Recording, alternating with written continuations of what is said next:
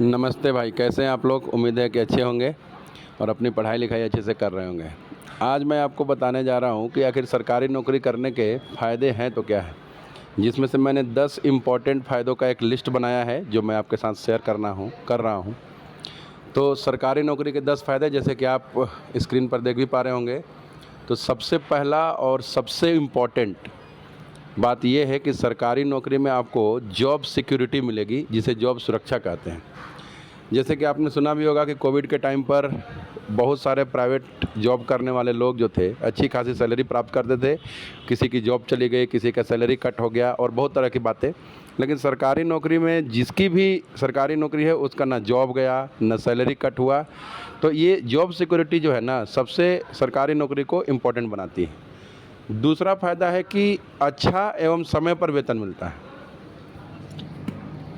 अच्छा और समय पर वेतन मिलने का ये तात्पर्य हुआ कि जैसे कि सैलरी में इंक्रीमेंट होते रहता है और एक आपको सम्मानजनक जीवन जीने भर आपको पैसा भी मिल जाता है और टाइम पर मिल जाता है। महीने के आखिरी दिन या महीने की स्टार्टिंग में 31 तारीख को, 30 तारीख को या 1 तारीख तक तो मिल ही जाता है। बाकी प्राइवेट जॉब में सैलरी बहुत डिले होता है, तो इसलिए ये दूसरा फ़ायदा है।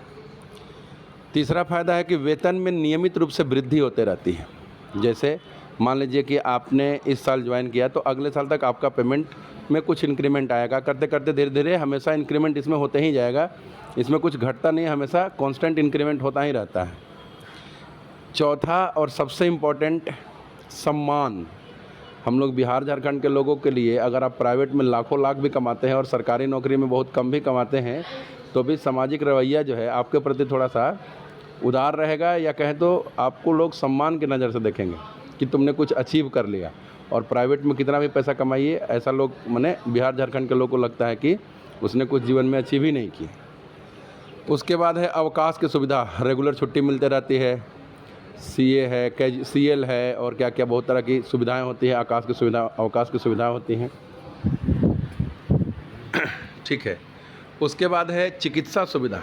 सरकारी नौकरी आपको मिलेगा तो आपका इलाज फ्री में होगा, आपके माता पिता का इलाज फ्री में होगा। सरकार मतलब कहें तो सरकार आपकी पूरी जिम्मेवारी अपने ऊपर ले लेती है। रहने की सुविधा, क्वार्टर आपको प्रोवाइड हो जाएगा, बिजली पानी सब कुछ मुफ्त मिलेगा। बाकी अगर प्राइवेट जॉब करते हैं तो आपको रेंट देना पड़ेगा क्वार्टर लेने के लिए।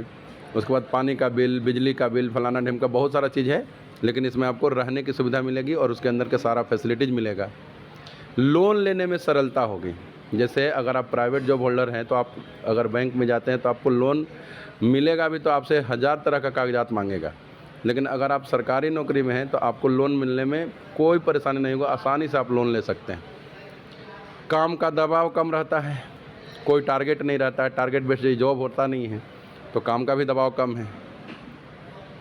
मृतक आश्रित को नौकरी, जैसे मान लीजिए कि अगर आप भगवान न करे कि नौकरी के दौरान ही आपका मृत्यु हो गया तो सरकार जो है आपको आपके पूरे घर परिवार का सारा जिम्मेवारी खुद ले लेता है और बच्चों को नौकरी भी मिल जाती है। तो ये कुछ इम्पोर्टेंट फ़ायदे हैं। उम्मीद है कि आपको ये बात समझ में आया होगा। अगर समझ में आ रहा है तो ये आप ही का परिवार है, इसको आप शेयर करिए और बहुत बड़ा बनाइए। चलिए, थैंक यू वेरी मच। मिलते हैं अगले वीडियो में, तब तक के लिए इतना है।